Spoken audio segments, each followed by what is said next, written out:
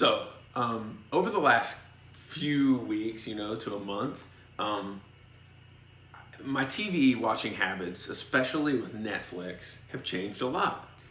Being inside has made me watch a lot more TV than I normally would.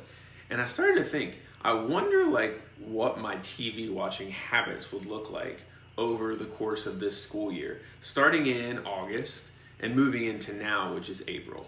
So I was thinking it would be pretty cool to look at, if I looked at each month, again from August all the way to April, what would my TV watching habits look like? And what would be like a normal day in each of those months of how much I would watch Netflix on TV? So, what I'm going to show you guys is a graph of what that looks like.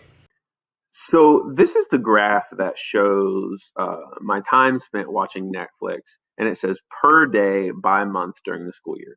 So you'll notice down here at the bottom of our graph on our x-axis, that's our horizontal axis, we have the months of the school year. So we start off over here in August, and we go all the way to April, which is now.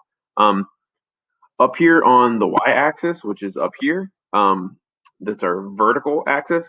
It's measuring the average time spent watching Netflix per day for each of those months. Um, so, for example, if I go back and look here at this point in August, um, notice it's between 0 and 5, much closer to 0. So it looks like about 1 hour. That would mean that in the month of August, I watch Netflix for about an hour a day. Now, there's a couple things I want you to look for in this graph. Remember, we talked about how all graphs and all data sets tell some sort of story. They mean something. We can interpret it and see what it means. I want you to figure out what story is this graph telling? So, what is happening in this graph?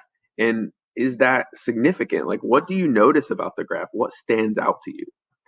Second question is, I want you to look for areas of this graph where we see increasing pieces, increasing data sets. So it's going up, or where we see decreasing points where we're going down.